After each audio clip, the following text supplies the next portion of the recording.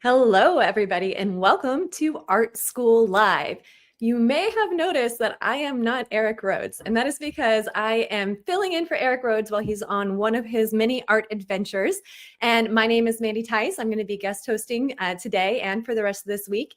And today I have a phenomenal artist for you, Steve Mitchell.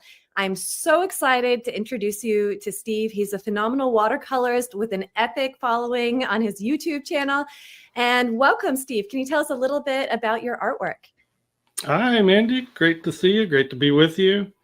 Yeah, I'm primarily a watercolorist. I do some mixed media. I have been in the commercial art world most of my career, but in the last 10 years, and I have focused on my YouTube channel and painting watercolor. And well, thank you so much for being here today, and we're going to get this show started. All right. It's Art School Live with Eric Rhodes.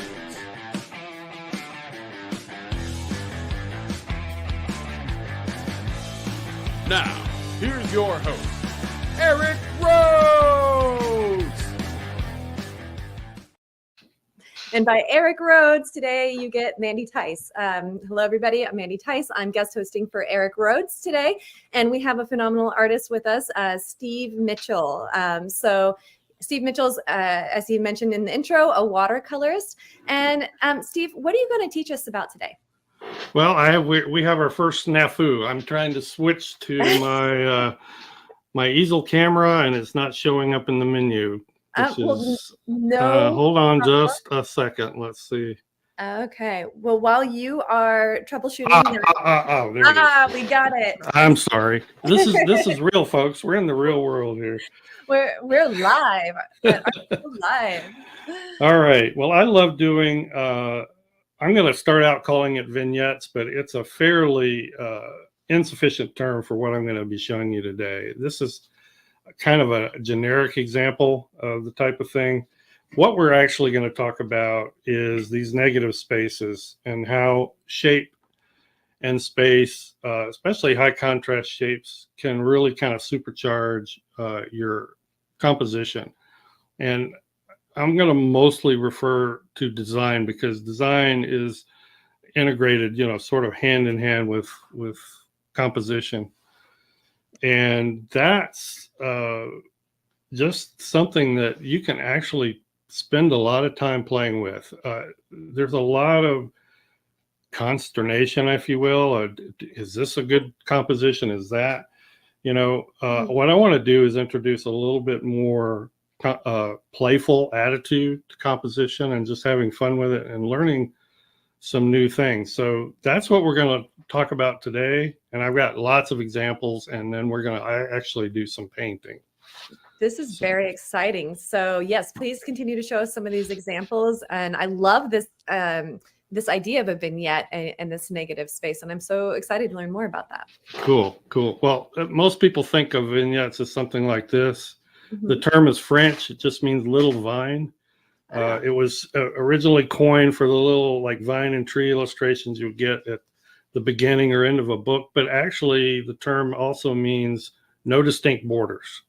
And from this point on in the video, I'm going to dispense with the term because I don't think it necessarily fits, but it kind of gets people, set up for where I'm going. Okay.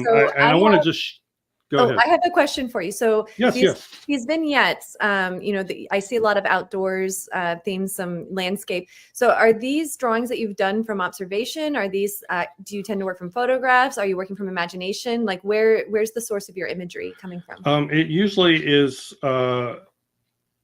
imagination based on real live work. In other words, I do a lot of plein air. I do a lot of sketching from reference and photos. But when I get into these paintings, and I'll just, so we have something to look at, I'll throw up some examples. I'm usually using imagination. I have done a lot of study of these kind of structures, the way foliage and values, go forward and backwards. I'm fairly imaginative where color is concerned. Mm-hmm. So yeah, I'm not really, when I get into these final pieces, let's just keep going. Mm-hmm. I'm not really looking at reference. I might be looking at, oh, how do these tree roots look? So I might collect a few of those and kind of amalgamate them into something, but usually it's mostly imagination. You know, I was admiring especially, you know, your trees, because I find that when artists are working and making trees in particular from imagination, they tend to look more cartoony or rubbery, or, you know, so what are your tips and tricks for making a tree feel really real when you're doing it from imagination? Watercolor painter Nita Engel always said it best. She's not with us sadly anymore, but she was one of my inspirations. She said, you got to have the facts. You got to have the facts, which means you've got to look and practice from reference or from life. I mean, what's easier to me than going outside? I can go out in my front yard and find a tree to paint. So you've got to see the real trees, generic trees. Yeah, we've all painted them. But I just find the unique ones, the unusual ones, more fascinating and interesting. And these are a little bit more generic, but what I'm kind of getting to today is all of this beautiful shape and space and the way they can play together. Oh, I'm so excited to see you do this. Yeah. And I just want to quickly, so I want to make sure we have time to paint. Just go through some more examples. So again, when you're doing your negative space, is it coming to you as you're doing it, or do you have a plan in mind before you even put your paint down? Great question. And I'm about to get to that. Yes, is a fantastic, it's a fantastic question. Actually, both. How's that for an unsatisfying answer? My favorite kind of answer. Yeah, there may be small places, or there may be, larger. Here's a totally different approach. This is more of a line and wash approach. Just look at all the beautiful negative spaces here and shapes that you can play with and incorporate. Let me get to your question, because that's an important one. I like to do thumbnails a lot, so that sort of takes care of part of it, or helps with part of it. Okay, so how many thumbnails do you do in preparation for a painting? It varies. I may do a lot. As a atelier teacher, you're probably familiar with notans. Yeah, yes. The idea of it. Like these are doodles. I just sat down one day and started doodling. I got to get my fat head out of that camera. And so these doodles here, these are your ideas of how you're fading into and out of your composition with that negative space? These are explorations, actually. When I sit down to do these, I usually have 3 or 4 pieces of reference, and I don't necessarily follow the reference totally, but I see an idea. I see like the direction a tree is going, or I love the way this stand of tree subdivides that space in the background, or how what I'm talking about today when I talk about negative space is the way the positive elements encapsulate space. That may be another way to put it. It's just, I just think it's fascinating and fantastic. Absolutely. I'll show you some actual watercolor, and I do a lot of these because these go fast. And I don't know, I might, like 3 might be enough to get me started on a painting, especially if I feel strongly about one. Here's a different approach. This is line and wash, and these are all like true vignettes here.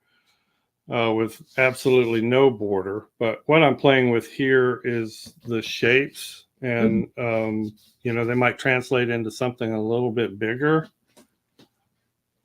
So here's another approach. Oh, this one's really nice because you can see the thought process and how you developed it. Yeah. And I would call these thumbnails and this a study, because I would take this on even to a bigger painting probably. But Can you this give us is like an 3 idea? ideas for the same composition. Can you give us an idea of like how much time you're spending on these? So with your thumbnails, you know, how much time do you spend on that? And then the study, you know, how 15 to 20 minutes much? on each one of these, maybe even less. Mm-hmm. And I might actually, I usually, this is like a credit card size or a business card. I just trace off a business card. Oh, I might actually work on all 3 at once, you know. yeah. Because I may be waiting for this one to dry. Sure. So they go fast, and it's just such an easy, quick way to explore, you know, what you're doing. Here's yet another approach. This is something new that I've been trying. This is water-soluble graphite. Oh, interesting. And you can get them in regular pencils, but you can also get them in big crayons. And so I just took the 9B, which is like the darkest, started scribbling compositions, and you go in with a brush and it turns almost to ink. So I definitely have a painting or 2 here. And these were quick. I probably spent 20 minutes on each one of these. Very cool. So, yeah. You know, we were talking before the show about, you know, different things that we love to paint, but I love how you treat some of these trees almost like they are portraits. That's exactly what I do. It's beautiful. They are such a great abstract, if you will. I think all design essentially is a form of abstract, you know, and balance and, you know, pleasing combination of shapes. So this is what we're going to work on today. That's what I want to show you today. And this is just a little bit more detailed thumbnail, if you will, a pencil for me to follow. And I've already got some ideas about where space, you know, might be subdivided and how negative space might come into the composition. But I've got like 2 trees. I'm keeping this one fairly simple for the sake of the show, but I'm going to show you how I get started on this and how, you know, how I lay down these initial washes.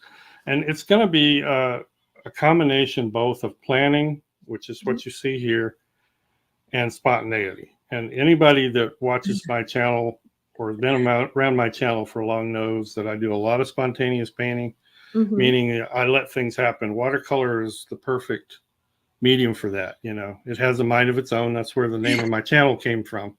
And so, yeah, it'll do things, and you got to let it do its thing sometimes. Otherwise, you're going to be very frustrated.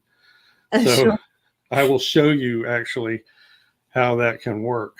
You know, and yeah, when, you know, I teach online, and I was thinking about more recently how different students have different painting personalities, and that, you know, working with those painting personalities instead of against them, right? And some students are like very fastidious and tight, and others, you know, have a more ability to go with the flow. And so it seems to me that maybe this method that you're going to show us today might be a good method for people that are able to, you know, deviate from a plan. I think so. It's fun, you know, as watercolorists, you kind of have to get used to burning through a lot of paper. So, you know, you're going to have a lot of unsatisfying results, and you're going to have a lot of wow moments if you keep at it. So, yeah, that's, let me just show you. These are 2 starts. One is further than the other. What I want to do is show you, and this is like the initial washes without much work. And we'll look at these more in detail a little later. I just wanted to show you where we're going with this. And this is right off of that thumbnail. And this kind of speaks to the spontaneity issue, because you can see how different some of the shapes have ended up here than there. Sure. And, you know, a lot of things play into it, because you're also a painter trying to paint a nice picture. So you want it to stay fresh and not overworked. So you're trying to consider all of this. But initially, I'm just trying to work out the composition or look for a composition that really pleases me and is dynamic. So is it part of your process to paint the same painting a number of times, or is this something special you do when you're teaching or sharing with Right others? now it's special for this. I would probably, I actually did this one first, and you can see I have taken it further. Mm-hmm. I don't want to get into rendering the tree, although that would be fun, but I could make a whole stream just out of that. I want to get into talking about how I look at these shapes and how I develop them. Mm-hmm. So usually, yeah, just one. I might have one thumbnail or three, as you saw, and then it depends. If it just really is bombing and not going the direction I want, then I might too. So yeah, this is for the sake of the show right here. Okay. Just to show you a couple of progressions. But we'll look at these again in a few minutes. What I want to do is show you how I go about laying down these washes and what I'm thinking about with the negative space, which is even the sky. And as I've already talked about, these positive shapes are not only have incursions of really interesting negative space, but they encapsulate space too. I think all of that is something worthy of looking at, thinking about, and including in the composition. So I'm noticing in your preparatory drawing that you're basically using your line work to dictate where the trunks are, but you are leaving open exactly where the foliage is going. Right. The trunks are sort of my borders to paint to, and that leaves the rest sort of open. I have a little bit of an idea of where the upper foliage that's going off the top will land. Down here, though, I want to leave it open and just make room for those neat spaces. And, I have to guide it a little bit. Painting's not totally going to paint itself, but... Wouldn't that be nice? You just sit down and every time have a magic thing come out of your right. Yes. There's a number of ways we can do this. People who have watched my Strathmore workshop from last year saw I showed 2 starts for spontaneous painting. We're going to consider this a hybrid, part planned, part spontaneous. It's either wet and wet, where you totally wet the paper first, and I'm going to do some of that, or wet on dry and then you add spatters or whatever. Okay. So let's start out. Let's just wet some of this.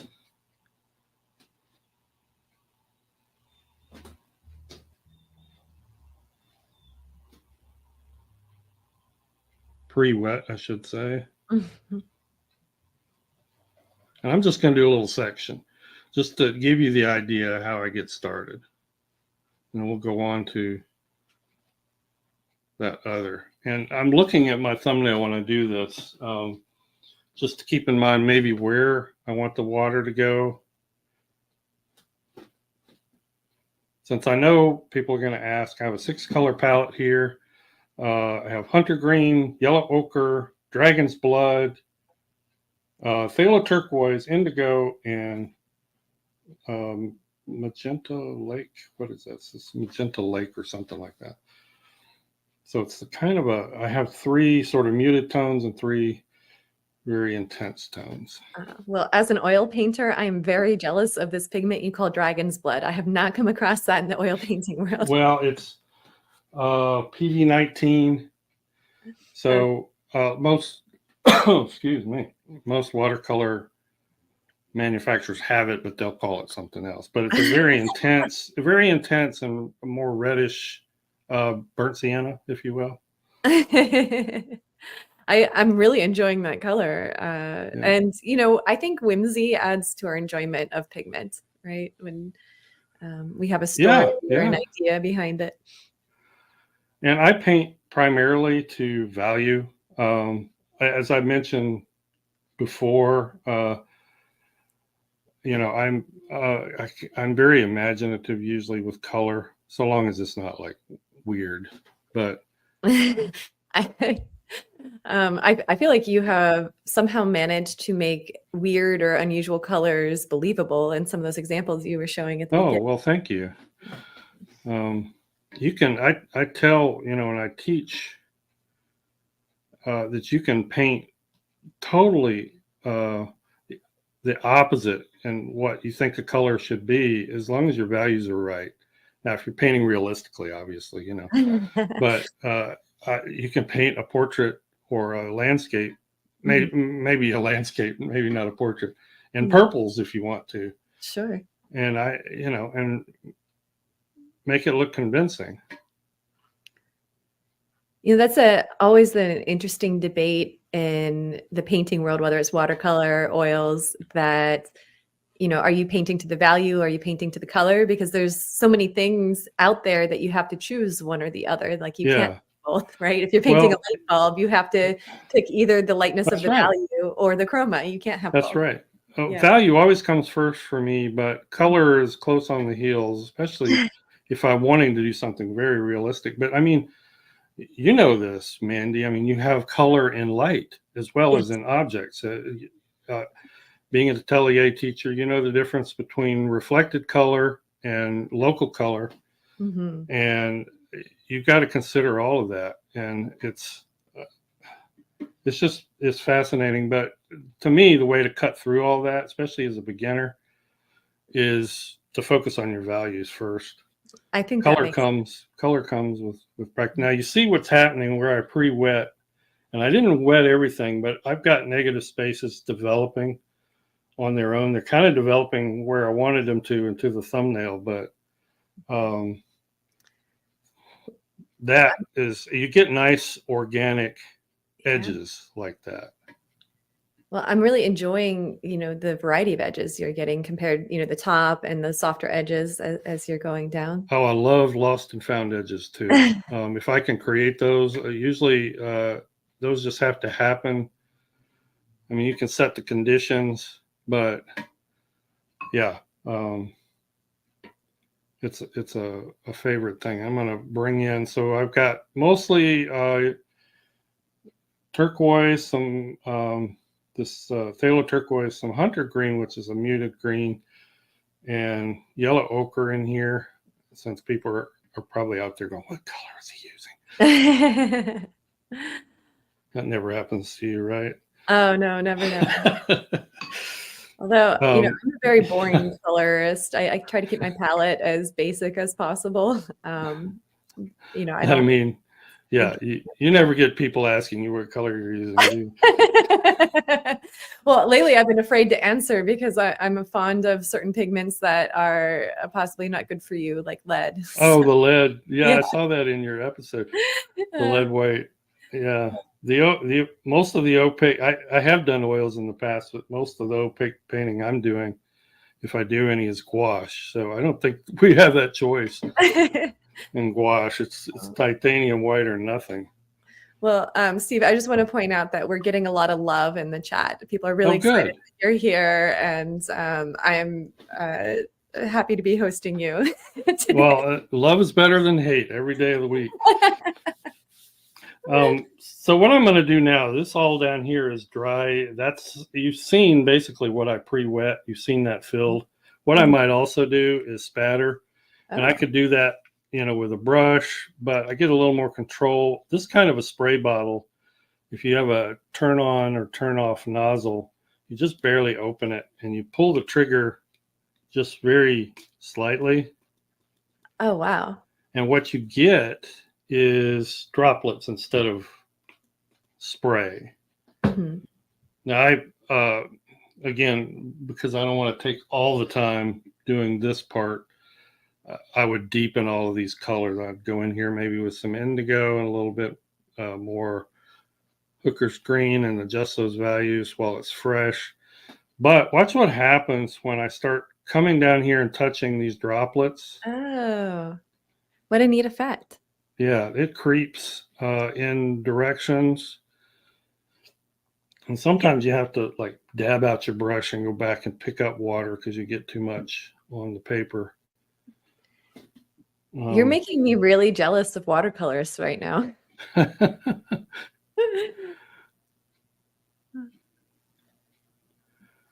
just going to spread that out a little bit. And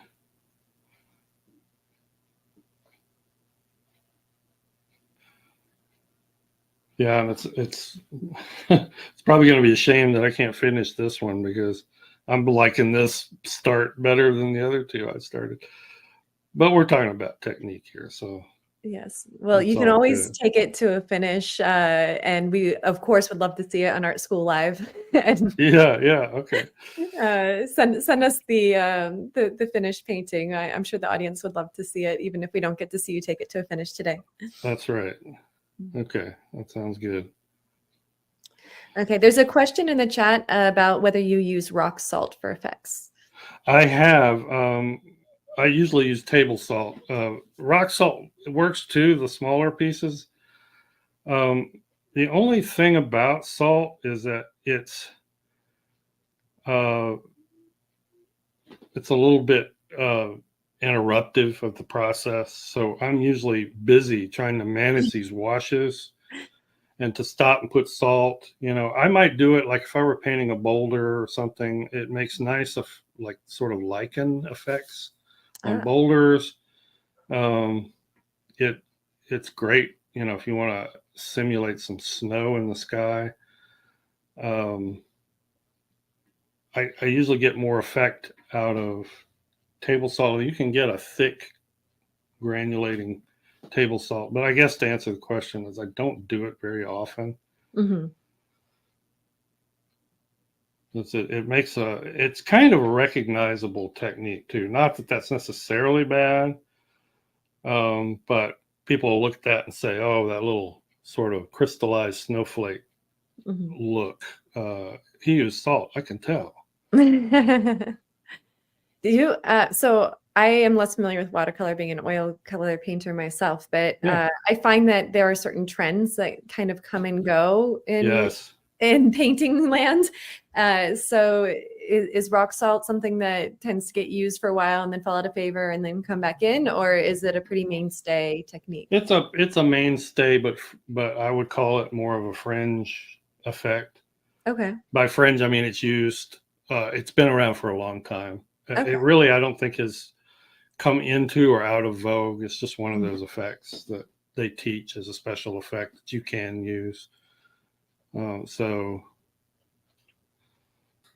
I'm going to get on to our other painting, so we have some time but this is how I would develop the same over here, and maybe even, well, let me just show you this. I probably would even go in and do some of this.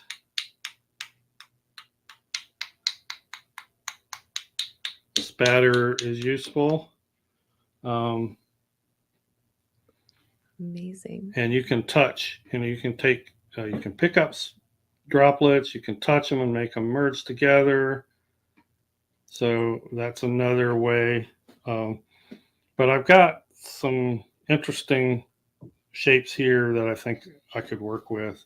And once I've done that to the whole painting, I would set it aside, let it dry, and come back to it and start working the details. Very neat. All right, so we have about 15 to 20 minutes. Just to let you know. Yep. And so it's interesting. You would paint the whole background area, but you wouldn't touch the tree trunks in your first pass, or you would? Yeah, I would not, because I'd want to get them surrounded. I find it easier to paint the tree once I know what these values are. And my idea in the tree was to have like sort of dappled light streaming underneath the foliage canopy. And that's kind of tricky. These values are kind of tricky to manage if you don't have the surrounding value. And some people will do that. Some people some artists will paint the tree first, or the darker areas first. But now this one is kind of messy, but this is probably the first stage. This is what in watercolor we often call the ugly stage.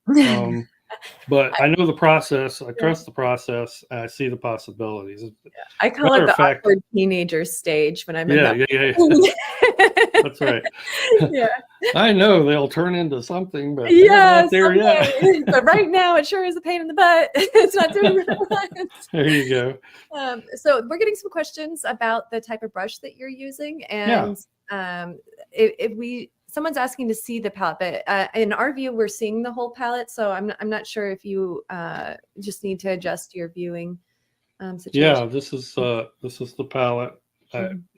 There's not really much The I can dragon's do to. blood. Yeah, no, I'm seeing the whole palette. So I think the students or the attendees asking for it, I would suggest looking in a different viewer screen. Okay. Yeah. So as we're going into this, like, what's your thought process? Are we still thinking about the negative shapes, or how this next phase fits into that overall design? Yeah. We're thinking about both, because sometimes the negative shapes that form, like there's too much of it, or there's like it's too pronounced. And by the way, if you do this, you can use the same process and paint edge to edge paintings. I've got nothing against edge to edge paintings. These can all just become really light values. What I'm mainly interested in teaching is how to get composition and high contrast shapes working together with your composition. If you don't like leaving out whole areas white, you don't have to, but you want to kind of keep the contrast of these shapes in mind as you go. This particular one, I'm going to actually work on the other one, but this was the first dry result of those washes that I just demonstrated in this piece. Here, I've already started to work them. And what I'm trying to do is find edges that I want to bring out. And I don't just randomly bring out edges. I kind of look at how I want the composition to flow, and to flow into those sort of tendrils, I guess you could call them, that extend off, and how they interlock with these. And it could take, all kinds of forms. If I want to emphasize any of this, I might come in here and darken some of this with a layer, sort of a glaze, and then blend it out and say, yeah, I like that. I like having that darker insertion into the effect. Or I may say it's too bright, too high. So, let's maybe use some lighter color and kind of glaze over that and bring it down gradually. And you make use of those, make those spaces work for you. So I love that you use the idea of glazing, and, as an oil painter, that means something different to me than you. So when you're talking about glazing, are you saying that you're using a more watered down version of the pigment? It's a thin, usually a very thin, intense layer that, dovetails with the color that's under there. Obviously, you can use it for several things. You can use it to adjust value. You can use it to variegate the color and make the color more interesting, like going from one color to another, which maybe you didn't achieve in the initial wash. There's a lot of things you can use it for. You can warm up a color, you can cool it down, things like that. It's very useful. It's just a thin layer.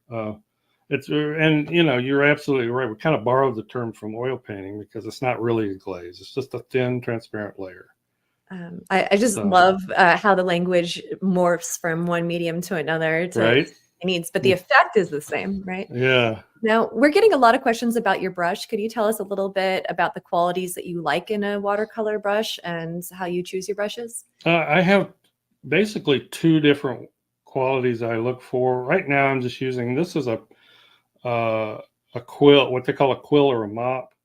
This is a stiffer one, and most mops are very, I don't know if we're allowed to mention brand. I know Eric doesn't like to, but this is a Princeton Elite, but this one has a great point. They don't a lot of quills are rounded.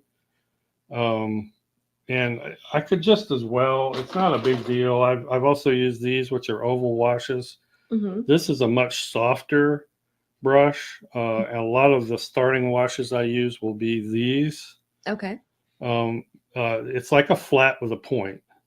and some people call them cat's tongues. Well, the Oh, smaller ones, I think. interesting. It's like the inverse of a filbert, right? The Yeah, filbert's right. flat with the It's round more edges. pointed. That's right. It's a little more pointed than a filbert, but it's you know, if you get it wet, you can get a point out of it. Oh, interesting. So it's like a flat version of this. Okay. But this has got more snap and stiffness than this. So that's usually the two quality. I like pro quality brushes that dispense water well. That's number one. Number two is, depending on what I'm doing, I may go for a stiffer brush or a softer brush. And the initial wash it doesn't matter so much. Usually when I get more into the details, and this is got a good bit of snap. These are all synthetics that are meant to imitate 𝗬𝗁𝗂𝗃. That's got a good bit of snap, and that's what I'm actually going to right now. Okay. So you are a fan of snap in your watercolor brushes? When we get to the details, usually. But there are a lot of times I don't mind soft brushes, small brushes, especially if I'm putting down glazes like I was showing you on this version. Because if you're not careful, the darker the colors, like if I wanted to put, well, let's just show you. I'll grab this one. This is a really soft brush. If I want to put a glaze over this, maybe I want more color. It's a little bit sort of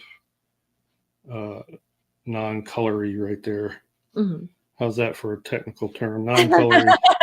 I love colory as a term. I think I'm going to adapt that from you. You better trademark that. Yeah, but because that's such a dense paint, I could easily lift it. So I'm going to glaze over that with this ochre using a very soft brush so that I don't disturb the paint underneath. Okay. Because paint, you know, watercolor will reactivate in some cases. Man, watercolor is so cool. You can do all these neat things. Well, you know, I kind of think so. Yeah. I feel so inspired by you today. Actually, what I'm going to do is pull my easel up forward. So, because it's easier to paint. And we'll just look at these shapes now and see what we can do to them. What do we got left? 10 minutes? 8 minutes. Yeah. Okay. We'll call it 10. That's fine. All right. Eric isn't here. I can break all his rules. So this one's come further along, and I'm just going to look and see what I like and what I don't like. Excuse me. One of the things I'd like, well, I like the way the edges have turned out. I've got a lot. I've already worked some of these edges. I don't like the triad of 3 equal spaces here, so I'm probably going to try to do something. One thing I like to do is bring in some calligraphic strokes, maybe incorporate hold the brush further back and incorporate some linear elements that might look like rocks, or and try to weave those into the surrounding texture. That's one thing I'll do, and that'll break up this area over here where it doesn't look quite,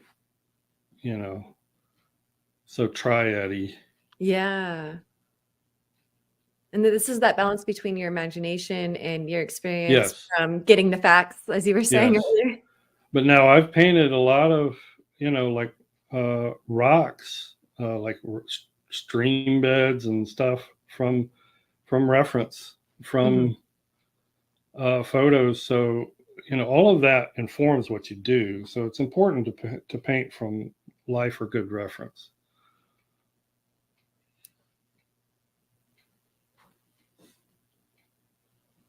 So I feel like there's an ongoing debate in the realism community about painting from life or painting from reference. Like, where on that spectrum are you? Are you like, I will use anything no matter what?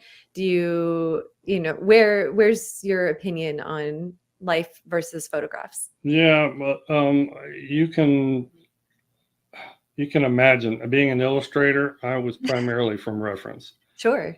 Because that's the business. I mean, that's the way you are profitable. That's the way you get your work done. And You know, I say if you can paint from life, do it, but it's not a rule that should like give you, you know, nightmares if you can't do it.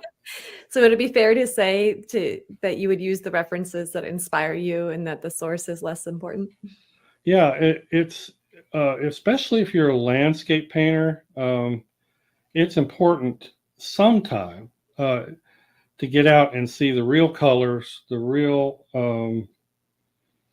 depth, I guess you could say, the real aerial perspective, the real values, because cameras can't capture it quite the same.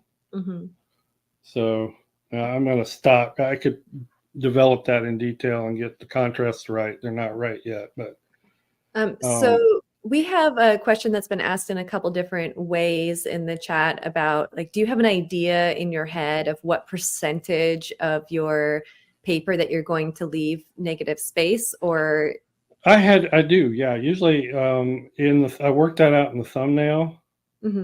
I usually have an idea, and but I'm open to it developing in a different direction. With watercolor, you kind of have to be.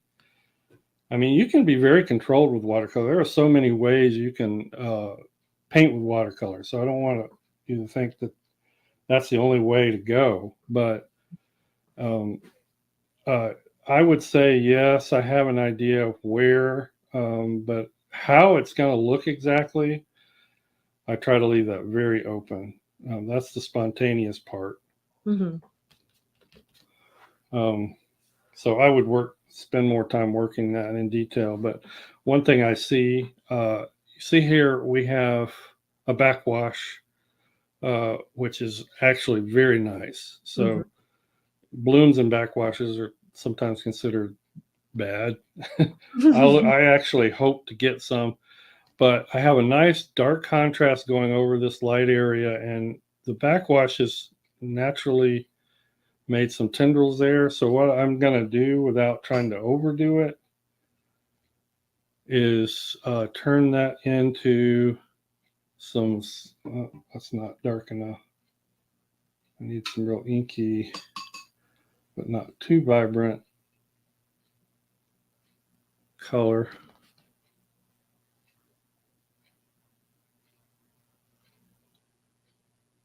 Maybe just to silhouette some little things. And I'm going to show you one of the most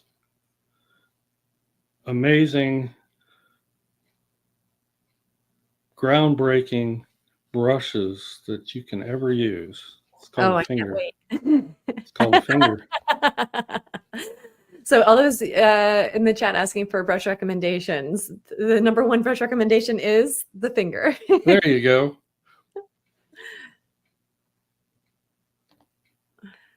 And I want to make sure that any edges that I don't want to appear hard, that I blend out. But I get a little, you know, and I can go back and darken that if I want to. I can extend it if I want to. I do spend, we don't have time today, obviously, but I do spend a lot of time just stopping and looking and deciding, you know, and thinking. If you just mindlessly start, you know, going through things, you're going to be in trouble pretty quick. Yes. There's a really funny comment in the chat I want to share with you. So Dennis is saying there's nothing like giving the finger to your painting. That's right. That's right. Thanks for that, Dennis. I often thought, you know, if I was ever convicted of a crime and they needed my fingerprints, they'd just have to go through my portfolio. They'd probably find as many as they wanted. I love that. So we have just a couple minutes here. Okay. So for Any those other questions? I mean, there's a lot of requests for more specifics about the brushes that you're using. So if you feel that you can share specifically what the names or the type of brush. Yeah, this is a Trekell. It's just a #6 round. These are just small rounds, you know, and you just want to get quality rounds. Princeton makes good ones. And also, what kind of paper are you using? Oh yeah, that's important because I'm actually an Arch ambassador. Ta-da! Okay. Arch, the industry standard. La la la la la. All right, and then somebody in the chat's asking you if you have a verse for us. Is that something that you do in your channel? It is. I don't have one prepared. Okay. So for those of you who would love to see more of Steve Mitchell and his wonderful process, he has a fantastic YouTube channel, The Mind of Watercolor. You can also follow him on Instagram at Mind of Watercolor. And again, my name is Manny Tice. I'm guest hosting for Eric Rhodes this week. And I also run an online art school in Atelier, and I teach oil painting there at schoolofatelierarts.com. I hope you'll check it out. I have a free color course there that you can download if you want to check out how we treat color in oil. And also, please make sure that you like and subscribe to these channels for more great content from Art School Live and Eric Rhodes. And I also have a free gift for all of you. So you can download this free ebook with 10 simple tips to master the use of watercolor. So this is different than what we've been offering earlier this week. So just go to americanwatercolor.net/ebook. Excellent. So make sure that you subscribe to all of your favorite artists, and make sure that you give us a like and a subscribe here on YouTube or Facebook, wherever you're watching us today. And that's all we have for you today. Any final words you'd like to share with us, Steve? I don't think so. Just get those brushes out and play. Play. Oh, the joy of play and painting. Yeah.